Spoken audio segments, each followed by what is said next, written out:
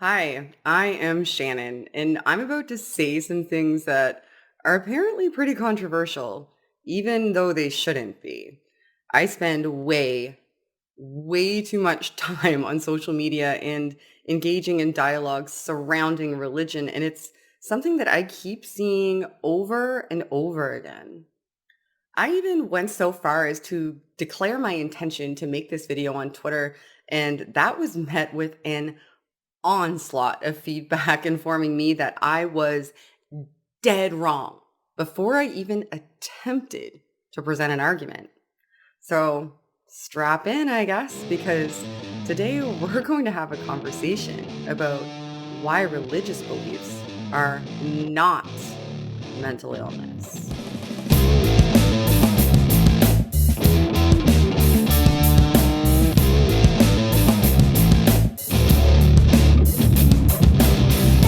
All right, let's do this. Nice lighthearted video. Everybody's gonna love this. This is fine.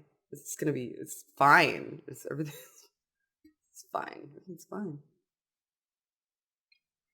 This is fine. Let's just go. If you are new to this channel, first of all, welcome. What you may not realize is that one of my passions is destigmatization of mental health issues in the public consciousness. There is so much misunderstanding, dismissal, weaponization, dehumanizing, etc., regarding what mental health even is, what mental illness is, and how to approach and understand it. And it's difficult to even figure out where to start in that advocacy. Our first step in determining if religious belief is a form of mental illness is going to have to be to assess what mental illness even is. So let's do that now. A mental illness or disorder must meet certain criteria in order to be considered and treated. Because our day-to-day lives have stressors and most of our emotional responses can cause irrational behaviors and emotional discomfort naturally, there needs to be a criteria by which these can be omitted in the process of determining if someone's mental health is persistently disordered. The criteria parameters have been augmented over time in order to be more refined and allow for increasing knowledge in science. But it does boil down to this. In order to be diagnosed with a mental health disorder, your cognitive and or behavioral affect must necessarily lead to clear and prevalent deleterious detriment to one or all of your occupational, academic, social, and role functioning in your day-to-day life, or result in serious symptoms of physiological distress. In the broadest of senses, mental illnesses are impairments in how a person thinks, feels, and or behaves. When looked at in this incredibly broad perspective, without further and incredibly important contextualization, the ambiguity allows for a significant amount of speculation and conjecture. What does impairment mean? And how do we differentiate between temporary acute traumatic responses and prevalent and persistent symptomology? What even are unhealthy thoughts, actions, and emotions? If your understanding of mental illness is this broad context, there's room in here to suggest that believing wrong things, misattributing perceptual input, and just generally being human is a mental illness, which is why we need to take a closer look. In order to fully determine what constitutes a deficit, we first need contextualization for what constitutes normalcy. One important means by which to determine the parameters of normal behavior is a recognition of the cultural context in which we're raised. The importance of cultural parameters and their utilization in psychiatric assessment is well established through the field. Innocuous behaviors that one culture may find deviant from social norms may well be an established social norm in another. As a result, some behaviors may be viewed as behaviorally inconsistent by someone who doesn't understand the cultural context that they stemmed from. If a clinical diagnostician doesn't take culture into account during assessment as an important and heavily relevant component, they risk misattribution error, where harmless actions and behaviors are seen as deviant when, in fact, they aren't. They are just non-typical in another cultural context, but ultimately not relevant when engaging in a mental health assessment and not indicative of disordered thoughts, feelings, or behaviors. Having that be noted, there are situations where a broader or niche cultural contextualization can in fact breed disordered or harmful behaviors. Using the metric of cultural context in mental health assessment isn't a universal free pass for engaging in deleterious behavioral affect, but it is an extremely important tool to utilize when conducting diagnostic assessments. Essentially, what we're saying is that there are universally mentally harmful behavioral manifestations that transcend culture, even cultures where they are potentially normalized, and innocuous, reasonable behaviors that seem out of place in one context and are entirely within the realm of normal affect in another. This topic itself is a broad one with a great deal of nuance, and I've linked some studies in the description if you'd like to pursue it further. But these are the general principles that matter for this discussion. Aside from the general overview of what constitutes being mentally healthy and the importance of contextualizing an individual's behavioral affect in diagnostics, there are additional tools to more precisely assess an individual's mental health status. Throughout North America, we utilize the DSM-V, which is the American Psychiatric Association's Diagnostic and Statistical Manual. And internationally, we have the mental health section of the World Health Organization's ICD-11 as refining tools for determining specific diagnostic criteria. I've linked both for you to peruse yourself so you can take a deep dive into what merits diagnoses for each disorder. It would be really interesting to go over here, but it would also take us well off track. As a general principle, these are utilized to determine which specific disorder a person may be suffering from based on a culmination of research in multiple fields. Essentially, if a person demonstrates thoughts, feelings, actions, or behaviors that are, as I mentioned prior, interfering with their ability to function normally in their day-to-day lives, that can't be accounted for by contextualizing their behavior for cultural incongruities, that are mere behavioral differences or the result of an acute stressor or event, and those feelings, thoughts, and actions are persistent over time, the process of assessing which criteria you meet and determining targeted treatment options is undergone because you are very likely suffering from one of several psychiatric disorders and require mental health treatment and intervention to get better and mitigate the symptoms of that disorder. So now that I just went over an exceptionally high level overview of a vast field of research that people spend years and years of study on, don't simply take anything I say at face value. Advocate for your own understanding. Go through my links, search for yourself, and work to understand the more nuanced components of this field. Because now we're going to talk about why religious belief in and of itself does not meet any of the relevant criteria. Now, I know for a fact, based on just being in possession of my own Twitter account, that there are several of you who are already pre-mad before I even start talking about this. And some of you may be jumping up and down excited that I am.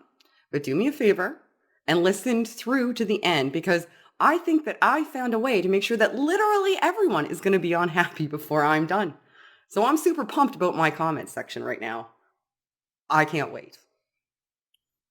So why aren't religious beliefs inherently a mental illness disorder or a psychiatric issue? Well, there are a few reasons, but one of the first and more important ones to address, and unironically, the reason I covered it a little more in depth earlier, is how behavioral outcomes manifest in any given cultural context. Religious beliefs aren't just well within the realm of normalized mental health outcomes in any given cultural context. Some form of generalized religious belief is the anticipated outcome in most of them. So let's take a reasonable look at this. And for the sake of argument, let's do it under the assumption that every single religion that ever can or has been posited in the history of the world is false, with the societies and cultures of the world still being constituted exactly as they are now.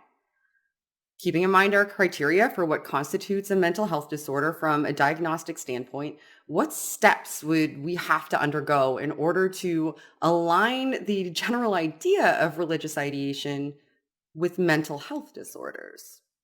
Is the belief in a deity disordered or deviant from regularly anticipated thoughts, feelings, or behaviors? Is it deleterious to your day to day function within the context of your individual culture in a fashion that prevents, hinders, or affects normal occupational, academic, social, and role functioning in your day to day life? Does it cause serious physiological distress? Is it doing so persistently? And does the person afflicted have a fundamental inability to change or deviate from that belief without medical treatment and or some form of therapeutic intervention? No, they don't. Inherently, the general concept of religious beliefs doesn't fit any of the existing diagnostic criteria. If it did, we'd have to generalize the concept of psychiatric disorders so broadly that 84% of the population of the world, of Earth, would have a psychiatric disorder. And that is just ridiculous on its face. So, where does this idea that I so frequently see haphazardly weaponized, that religious belief is a mental illness, come from? Why do people still attempt an advancement of this narrative and present it so consistently? I have heard a few persistent arguments, and I'm going to present them here briefly as fodder for further discussion and also as a means by which to address a few of the objections that I can already hear you furiously typing in the chat right now. See you, live chat. I see you. So let's start going through a couple of them. The first argument that I've come up against is the position that religious adherence is an unreasonable denial of the facts of reality. Since the facts required to reject religion are so readily available and blatantly apparent, denial of them and acceptance of theistic perspectives is by definition a detachment from reality. This is the strongest version of this objection that I've encountered. If you can think of a stronger way to present it that isn't potentially going to be refuted or negated by what I'm about to say, please leave a comment down below letting me know. This argument requires several underlying assumptions that are problematic regarding how people just generally operate when it comes to forming beliefs and interpreting perceptual information. We tend to have a bit of a superiority bias towards our own beliefs. Whether they are demonstrable or irrefutably true or not, we are almost always certain that our reasons are valid and they are well supported. And when it comes to what we purport to know, we can verify it. This is unilateral. Those who see the reality around them through the lens of religious ideologies of all flavors hold the same positional bias that any atheist or agnostic would regarding the efficacy of their specific positions. The question then becomes, are the positions reasonable? Is there irrefutable and undeniable information that is readily available and presented to everyone in existence that makes a religious belief irrational beyond the general human condition that leads us inherently towards finding and assigning explanatory frameworks to our perceptions of the world? Even from the least charitable perspective, one that assumes that there are verifiably no deities of any sort, the position that this is demonstrably apparent to everyone on earth and those who retain religion are incapable to see otherwise due to psychiatric deficiency needs to be assumed for this argument to hold any water. You also need to first ignore the fallibility and bias that we all have regarding our interpretations and explanations about the reality that surrounds us. Then exercise your bias that you hold the only reasonable position and not acknowledge that even in the least charitable terms, misperceptions and misattributions of perceptual information and experiences is the rule and almost certainly not the exception for every single one of us. Being wrong isn't a psychiatric disorder. It's the human condition. It's precisely for this reason that even granting the assumption that there are demonstrably no deities, a belief that there are in and of itself doesn't fit the established framework that I laid out prior. When we further nest those beliefs in the existing cultural and societal frameworks, there are strong external reinforcing influences that add to the rationalizations and justifications required to establish and adopt religious perspectives. There are centuries worth of philosophical schools of thought whose existence is primarily focused on rigorously defending and justifying these very beliefs. I'm an atheist, so I'm someone who clearly thinks that all of these historical and contemporary thinkers come to incorrect conclusions. However, they are rational, and their body of work exists as a point of reinforcing justification for their positions and the positions of current adherents. And it's also a direct refutation that religious adherence is, in and of itself, constituting an irrational denial of the nature of reality. Just because you don't agree with someone's justifications or support their conclusions, that doesn't mean that they're suffering from a mental disorder. Aside from just the highly generalized statements attempting to equate religious belief with mental illness, there are also frequently references to specific aspects of religious experience that are correlated or generally conflated with mental illness or disorder. The one I encounter with the highest frequency is the argument that religious belief is a form of delusion.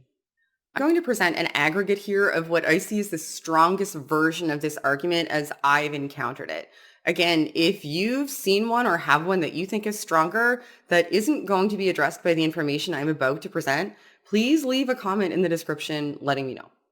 But the argument seems to be, as it's been presented to me, that many religious beliefs entail some sort of dialogue with a deity, since not all of the religious beliefs, if any, could be representative of the one true deity, if there even is one.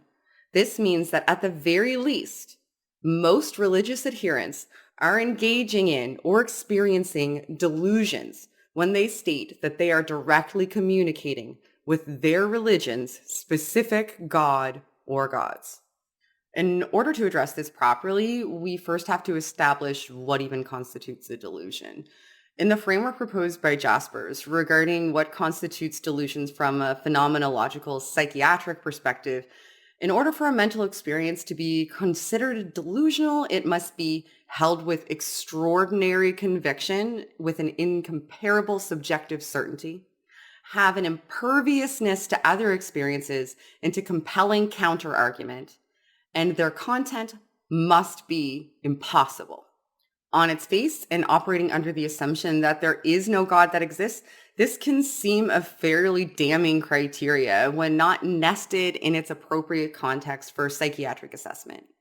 Before this assessment criteria can be employed, several interrogative steps are first taken with a patient in order to assess the type of thought patterns that are being demonstrated. I came across a fairly relatable example that I really liked in one of the papers below titled Understanding Delusions.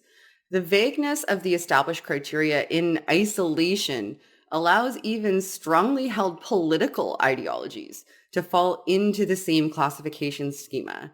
They can be held with an unabashed fervor, seem impervious to reason, and since they're ideological perspectives, their efficacy in reality isn't even readily identifiable with material reality. In order to constitute a primary delusional experience, it's important for us to focus on the final criteria, the impossibility of the content. In order for a delusion to be deemed such, it must be seen as verifiably unfounded, given the nature of the reality around us. We also must rule out any possible cognitive attribution error that could account for its existence. Delusions are not mistaken perceptions. They're independently generated false perceptions. And that is a really, really, really relevant and important distinction to take note of. So where would direct communication with God fall into this schematic? Well, the answer is it depends. The vast majority of religious adherents will have never heard or experienced God in a verbal interaction or engagement.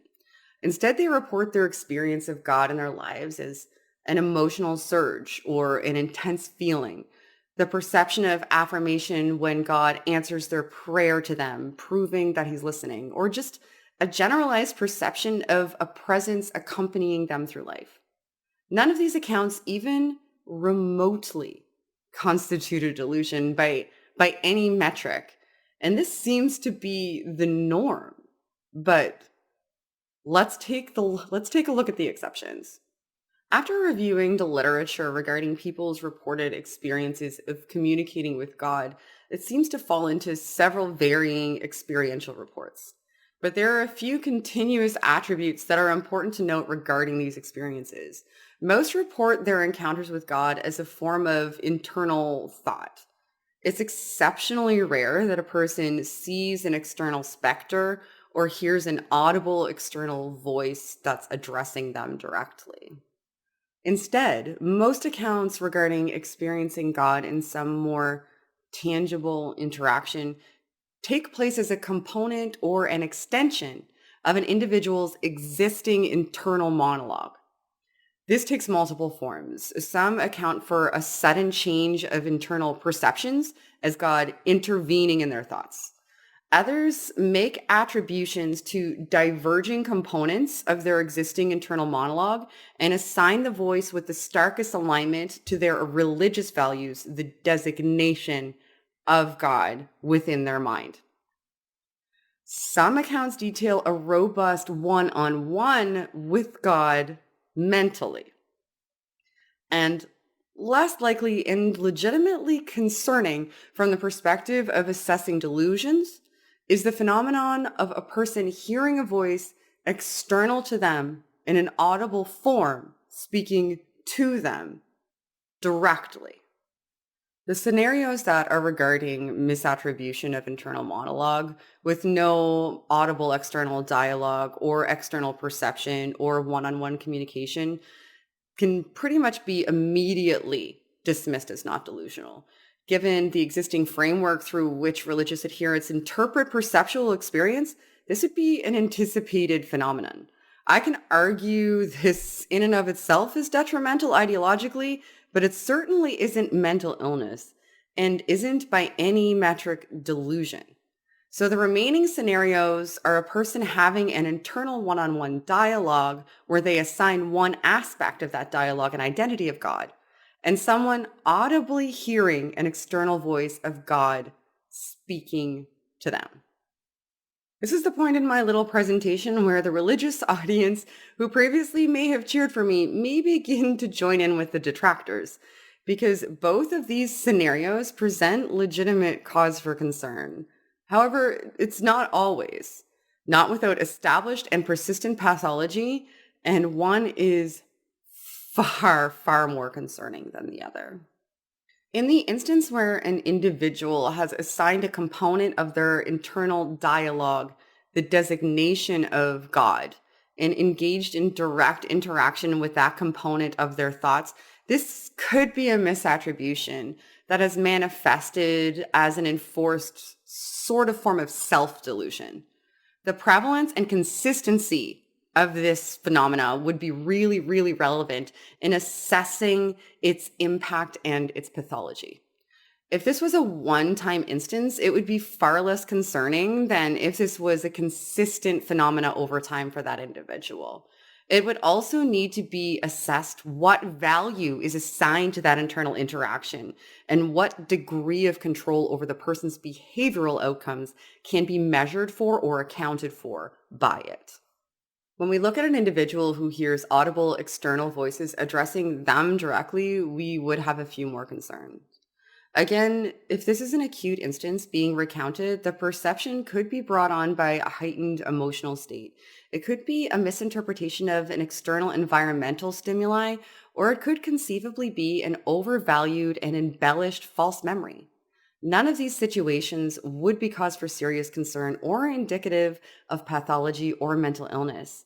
But if the experience were persistent, demonstrated influence, and was resistant to demonstratable reality, that perspective would change and mental health assistance would likely be required. One of the issues here is that we all experience some form of what might be colloquially considered delusions via misinterpretation and misattribution of our perceptual input and our memory. A framework that normalizes the idea that non corporeal communication is plausible, possible, and in fact likely creates a scaffolding through which those perceptual errors are interpreted from a specific perspective and attributed the value of God. This takes a multitude of forms, ranging from strong feeling to direct communication with an exterior specter. And most of these forms aren't even liberally considered delusional or at all representative or indicative of mental illnesses. However, there are some scenarios where they very well could be, and in fact are, palpable concerning delusions that are indicative of disordered thought and psychiatric problems that should be and need to be addressed. I have critiques regarding the manners in which religious ideological leanings can complicate diagnostics due specifically to this. Those are better left for another time, but for the purpose of this video, I'd like to finish off with my perspective on why this trope, that religious belief is a mental illness, is ubiquitously detrimental and unhelpful, and this is a good place to start. There are religious practices that can lead to and exacerbate mental health issues. The interplay between religious ideation and schizophrenia has been fairly well documented, for example. There are also a multitude of religious sects that engage in abusive and repressive tactics, including behavioral control, that can lead to serious mental health issues. These can't be ignored or discounted, but the generalized assertion that this is always the case is flawed, unfounded, and it is patently false. The assertion that religious belief unilaterally constitutes a manifestation of mental illness isn't only wrong, it's often a weaponization of the stigmatization surrounding mental illness in an attempt to degrade the people who don't think like you. It's predicated on a false assumption that most, if not all, psychiatric disorders constitute a deficiency in your ability to interpret and assimilate accurate perceptions of reality. If you are someone with an undiagnosed mental health condition, the confusion and fear brought about by that stigmatization and discrimination may prevent you from realizing you need assistance or seeking that assistance if you're aware that you do. If you are somebody who is neurotypical and you're faced with this assertion regarding your psychiatric state, you're forced into a position where you have to prove you aren't suffering from mental health issues, often by affirming the stereotypical detrimental affects that are so often presented as representative of what mental illness is. This serves to inadvertently perpetuate the public perception that not being neurotypical is somehow shameful, and often focuses on the extreme tropes regarding mental health conditions being the norm.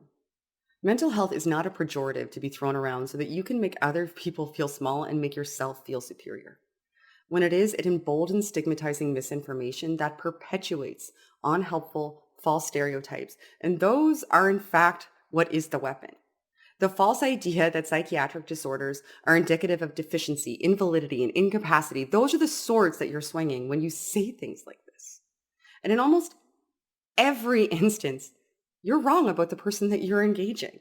And in the instances where you might be right, you're right by accident, and for none of the reasons that you think you are. And shame on you for making that person climb uphill to explain to you why their diagnosis isn't relevant at all to the discussion at hand. You can't simply change your mind about being afflicted with a psychiatric disorder by virtue of exposure to new information on a specific topic. But you can change your mind about religious ideologies, and many do. I have, and nothing about my baseline psychological state shifted even one iota as a result. If you're watching this and you're one of the many I've seen perpetuating this assertion, maybe you can change your mind about this too. The strength in our arguments shouldn't be grounded in how blunt an instrument it seems to be, but how accurate the information we're presenting really is. I can't make you be kind, but I can let you know you're wrong. Thank you everybody for tuning in to watch today, and a massive thank you to my Patreons, who I never charge because I take so long to upload videos. So thank you guys for staying around. It's amazing and it means the world to me. Now, I am fully aware that the comment section is going to be an interesting place after this video. Please, if you are so inclined, read all of the linked studies and papers and articles that I have in the description box below, and advocate for your own understanding regarding this topic. Be kind to each other so we can best assess each other's ideas. Challenge yourself, and don't forget, help elevate the distance.